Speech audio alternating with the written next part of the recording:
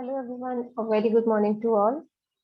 So in this video, we'll be discussing about strength of oxo acids. In the earlier videos, we have discussed about the various concepts of acids and bases, and also we started with the uh, strength of strength of different types of acids based upon their structural and other things.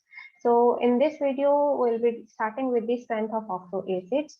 So firstly, we need to know what oxo acids are. So oxo acids are any acids where ionizable hydrogen means the proton which the acid is going to release is directly bonded to oxygen.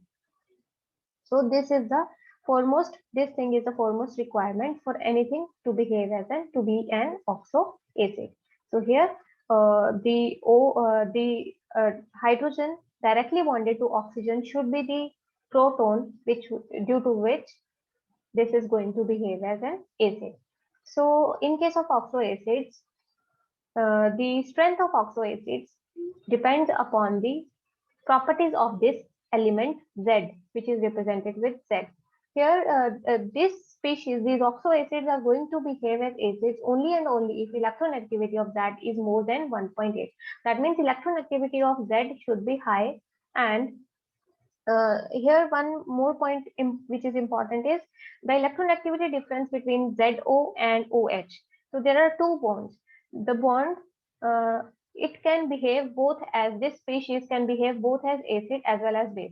So the electronegativity difference decides either the bond will this bond is going to break or this bond is going to break. If this bond is going to break, then that means it is a base. If this bond is going to break, that means it is an acid. It is releasing H positive, and if this bond is going to break, that means it is releasing OH negative. That means it is a base, and if this bond is breaking, that means it is an acid. So electronegativity difference decides that which bond is going to break. More the electronegativity difference, more feasibility of breaking of the bond is there. The bond which is having more electronegativity difference, that is going to break. So same here, if we say take the example of NaOH, here Z is sodium, and sodium is having electronegativity of 0.8, which is less than 1.8. That means it is an base. It is not an acid. So for the prime requirement for this species to behave as acid is the electronegativity of Z should be more than 1.8. So the strength of oxo acids depends upon the Z, and these are the things which of Z. These are the properties of Z which affect the strength of acid: the size of Z atom, electronegativity of Z. For the acidic strength to be high, the size should be small. For acidic strength to be high, electronegativity of Z should be high, and inductive effect of different substituents present on Z also affects the strength. So these 3 points, the explanation in will be discussing these three properties, these three categories in different examples. So first we are taking Z as halogen. So here HClO, this is an here we are taking the here Z is chlorine, here Z is bromine, and here Z is iodine. So we need to compare the acidic strength. So here if we see, if we are comparing these three for the acidic strength. So what we need to see is the size of the Z atom is increasing from here to here. That means the most acidic based upon size is going to be this one. And if we talk about electronegativity, electronegativity is also favoring this point. So that means both the size and electronegativities are favoring this to be most acidic. So this becomes the order that HClO is the strongest acid, then HBrO, then HIO. Also, the second aspect is the oxidation state of the central atom, not metal, central atom. So here central atom, that is oxidation state of Z, also plays an important role. So here oxidation state is +1. These are the four different compounds: HClO, HClO2, HClO3, HClO4. So here oxidation state of chlorine is +1, oxidation state of fluorine is +3, here it is +5, and here it is +7. So more the oxidation state of the central element, more is going to be the acidic strength. This can also be better understood on the basis of the strength of conjugate base.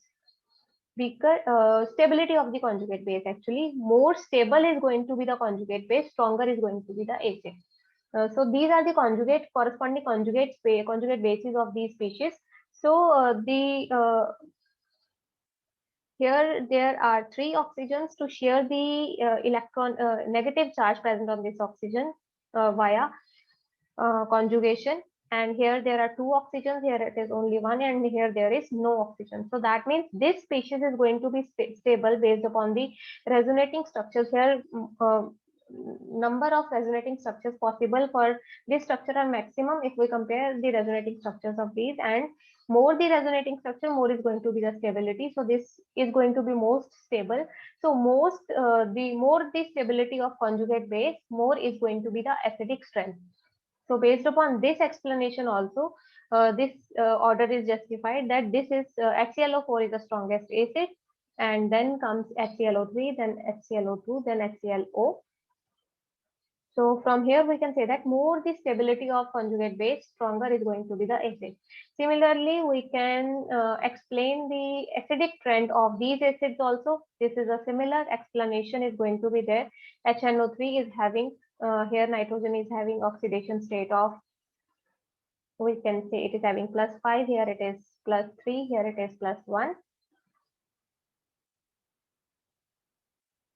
So based upon that also, and also depending upon the stability of the conjugate base, this is the strongest, then comes this, then this, out of H2SO3 and H2SO4 also. So this explanation is valid for these 2 series of acids. Now, if we talk about the oxo acids of phosphorus, they are H3PO2, H3PO3. This is phosphoric acid, this is phosphorus acid, and this is I think hypophosphorus acid it is. And the expected trend based upon the earlier explanation which we discussed for these, that the stability of the conjugate base, if we do not look at the structure, without looking at the structure, we will directly say that the acidic strength, the expected order is this, which is mentioned in red, that H3PO4 is most acidic, then comes H3PO3, then it should be H3PO2. But in actual, the acidic strength is just the reverse. This is actually dependent upon the structure. So if we see the structures of acids, oxo acids of phosphorus, it is like this, that there are in all the structures there are doubly bonded oxygen is fixed. The number of doubly bonded oxygen is just 1, and number of oxygens bonded as OH is increasing. This is monobasic, that is basicity is increasing. This is monobasic. Monobasic means there is only one ionizable hydrogen. Here there are 2 ionizable hydrogens, that means it is dibasic, and here there are 3 ionizable hydrogens, it is tribasic. So if we see here, the ionizable number of ionizable hydrogens are same, and number of doubly bonded oxygens was increasing. More the number of doubly bonded oxygens, more is going to be the acidic strength. Here the number of doubly bonded oxygens is fixed, and number of OH is increasing. It is monobasic, dibasic, and tribasic. So for the acidic strength, more is the value of the ratio of number of doubly bonded oxygens to the number of OH groups. More is going to be the acidic strength. So the value of doubly bonded oxygens to the ratio is having this, this ratio is having minimum value for this. So it is going to be least acidic in comparison to this, which is having highest value for this ratio, that is number of doubly bonded oxygen is 1, and OH, number of OH is also 1. So ratio is, the value is 1. Here it is 1/2. Here it is 1/3. So it is having highest value for the for this ratio. That means it is having highest acidic strength. So this point is valid for these also. If we look at these structures here, the doubly bonded oxygens, here there are doubly bonded oxygens in these 2 structures are same, that is only 1. No, not 1. Here the OH, So number of OH are 2 here, and number of doubly bonded oxygens is 1, and number of OH here are 2 again, 2 ionizable, both are dibasic acids, and number of doubly bonded oxygens are 2. So here the ratio is 1, the value of ratio is 1, here it is 1 by 2.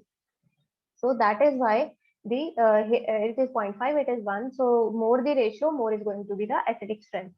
Same case, same explanation applies here.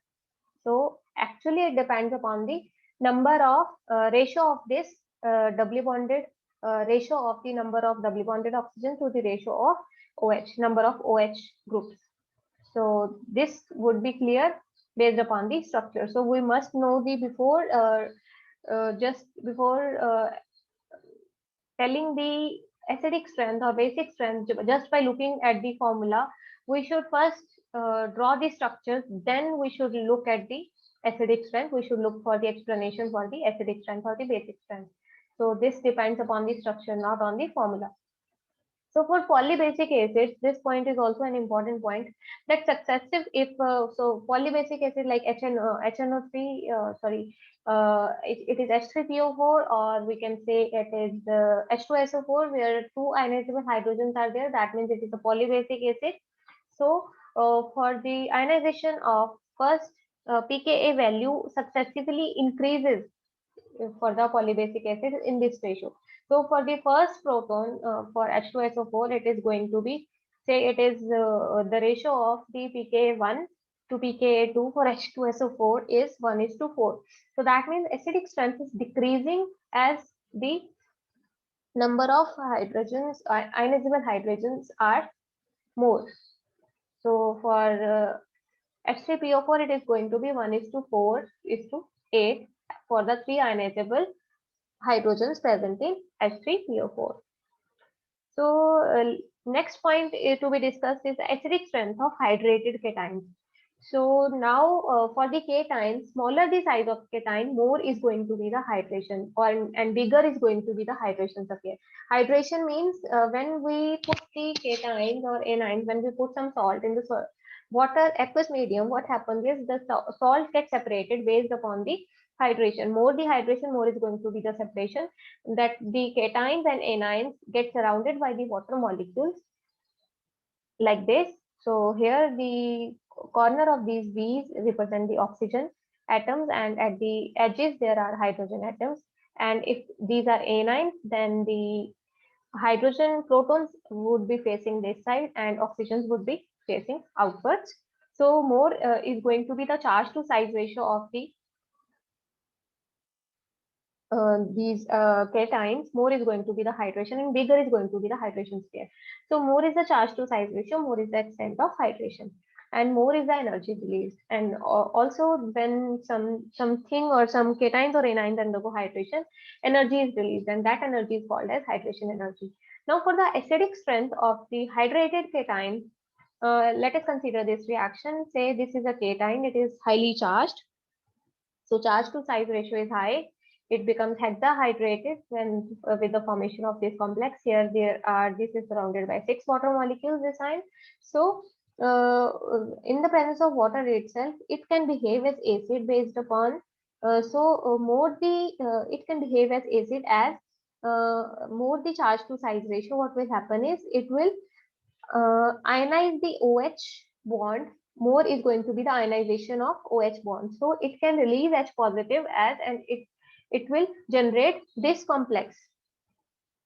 Out of this complex will get this complex. So more is going to be the charge to size ratio, more is going to be the hydrolysis, and more is going to be the acidic strength. More easily the H positive is going to be released, and more easily this species is going to be formed from the hydrated species. So this is dependent upon the charge to size ratio, because more is going to be the charge to size ratio, more is going to be the ionization of this the OH bond of the water molecule. So more easily the proton is going to be released. So based upon this, for tri-positive hydrated octahedral complexes of tri-positive cations, the order follows this. The acidic strength follows this order. That is the acidic strength of hexahydrate. Here M represent these metal ions metal atoms. So the maximum acidic strength is for iron, then follows the vanadium, then chromium, then scandium, then aluminium, and then gallium. Here it is for the dipositive cations. The acidic strength follows this order. Here you can also create some mnemonic to memorize this order. So I would appreciate your efforts if you create some mnemonic and put that in the comment section for everyone to memorize these two series easily. So next we have strength of organic acids. So for the strength of organic acids, organic acids are like carboxylic acids, phenols, these are called as organic acids. So strength depends upon the inductive effect and the resonance. So say here we have carboxylic acid. Now this is the carboxylic group C double bond OH. Here this is the ionizable hydrogen. So here to this carbon, the XYZ are groups are attached. Now I hope you are very much familiar with the inductive effect. Minus I effect means that electron withdrawing groups are having minus I effect and electron donating groups are having plus I effect. So here the minus I effect, more the minus I effect of the XYZ, more is going to be the acidic strength. Minus I effect means the electronegative elements are attached to this carbon. That means what they will do is they will extract electron density from this carbon. Inductive effect is always applicable on the sigma bonded chain of atoms. So here they are going to pull the electron density from this carbon. In turn, this will pull the electron density from this carbon, and this will in turn pull the electron density from this oxygen. So it will induce the ionization of this OH bond. So that means the acidic strength is going to increase with more and more electronegative element, more and more groups with minus I effect are attached.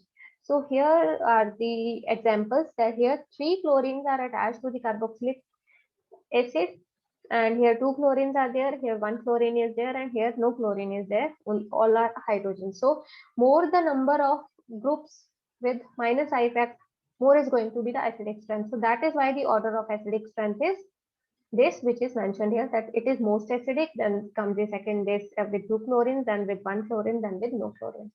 Similarly, if one is fluorine, one is chlorine, and here is bromine. So more the electronegativity, more is going to be the minus I effect, and more is going to be the acidic strength. So, and the groups with plus I effect have a reverse effect on the acidic strength. More the number of groups with plus I effect are attached, lesser is going to be the acidic strength. So here methyl group is having plus I effect. That means it is having electron donating effect. So what will happen is more it will donate the electrons, and here this oxygen becomes less and less ionizable. This hydrogen becomes less and less hydrogen with more and more electron donating groups attached. So the acidic strength will decrease with more and more electron donating groups. So here this is having least acidic strength, then with 2, then with 1, and then with no methyl group, it is most acidic. Also out of this trimethyl carbon and trimethyl methyl group, and here it is trimethyl silyl group. Out of these two, which will induce more acidic strength? How to know this? Here we can see that the carbon and silicon belongs to the same group, but the size of carbon is smaller in comparison to silicon. That means the electronactivity of carbon is going to be more in comparison to silicon. So it will have lesser plus I effect, and it will have more plus I effect. So that means acidic strength of this particular group is going to be the acid with this particular substituent is going to be high in comparison to this. So further, resonance has much more pronounced effect on the acidic strength of organic acids. Now the about the effect of resonance you have already covered in your organic chemistry course, so that we will not be discussing here. So that is it for I think next which we are going to discuss is the strength of bases. So similarly, to the strength of acids, here we are going to discuss the strength of bases. More is going to be the pKb value, lesser is going to be the basic strength. This we have already discussed.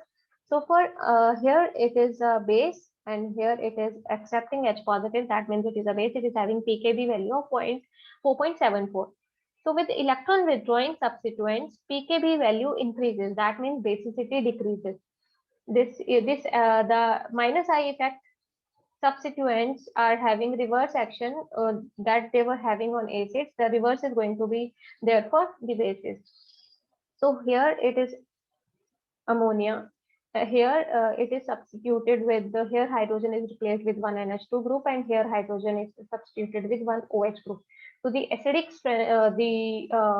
pKb values are mentioned here. So in that way, this is most basic as pKb value is least for ammonia.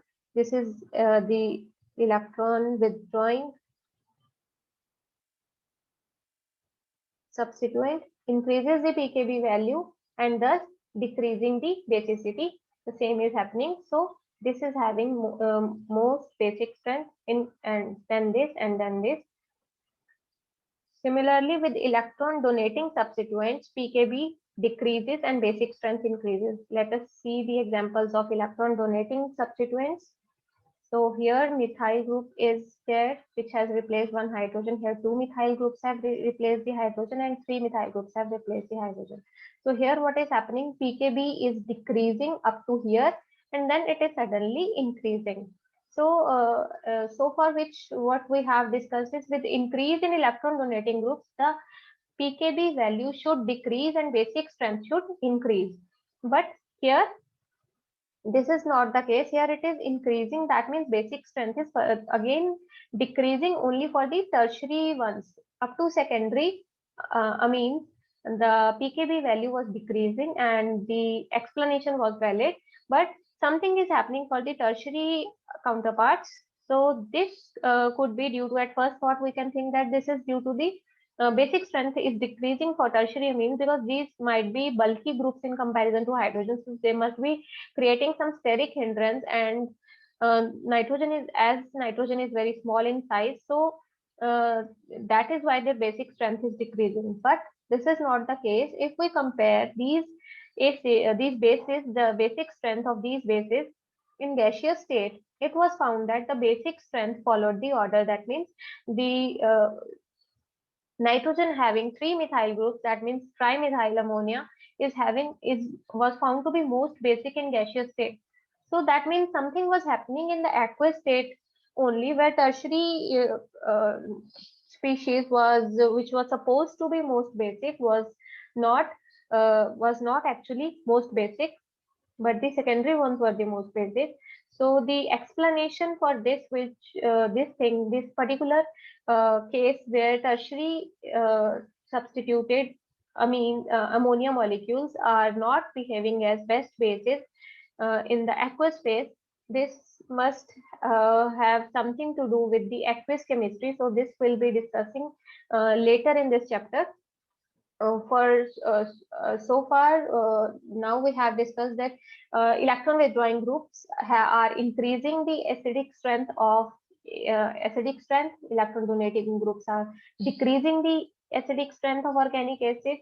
Similarly, electron withdrawing groups are decreasing the basic strength and electron donating groups are increasing the basic strength, and more the number, more is going to be the increase or decrease respectively for acids and bases. I hope this thing is clear that how electron withdrawing groups are playing the role for electron withdrawing and electron donating group are changing the acidic or basic strength of acids and bases. So next we have acidic or basic behavior of oxides. Now we have seen that various oxides are behaving as acids or bases. Then what actually plays the role of that how oxides are going to behave as acids or bases? This will be having a look in this portion. So for the behavior of oxides being acids or bases depends upon their behavior of dissolution. So if on dissolution, when we put these oxides in water, what happens is if H positive concentration get increased. That means it is an acid. How to, this is the way how we detect the know that this oxide is going to be acid and this oxide is going to be there. We put that oxide in water. If H positive concentration got increased, that means the particular oxide is acidic. And if H positive concentration get decreased, then that particular oxide is going to be basic. In general, if we can also predict the acidity and basic strength of the oxides from the position in the periodic table. In general, the oxides of metals are basic in nature, oxides of non-metals are acidic in nature, and oxides of semi-metals are amphoteric in nature. And if we move down the group, when we move from top to bottom down the group in the periodic table, basic character of oxides is increasing as charge to size ratio is decreasing and polarizing power of cations is also decreasing. This is because the basic character of oxides is decreasing more and more. Acidic basic character is increasing. So the species which are oxides which are present at top are having acidic character, and then in the middle lies the amphoteric oxides, and then at the bottom of the groups lies the basic oxide. Similarly, here we have taken the example of group. This group here, B2O3, this is group 13. Here it is boron oxide, aluminium oxide, gallium oxide, indium oxide, and thallium oxide. So here boron oxide is acidic, Al2O3 is amphoteric, gallium oxide is also amphoteric in nature. Amphoteric means they can behave as acids as well as bases. So these are the basic oxides. Indium and thallium oxides are the basic oxides. So here is the amphoteric behavior of aluminium oxide has been shown here. So here Al2O3 is behaving as acid, and here it is behaving as base. So that is it for this video. The effect of substituents on the strength of Lewis acids. This thing that how the Lewis acidic strength, Lewis acidic and basic strength is affected based by the presence of substituents on the group. This will be discussing in the next video. So far we have discussed about the oxides. We have discussed about the organic acids, organic bases. So that is it for this video. We have discussed the oxo acids. Thank you so much.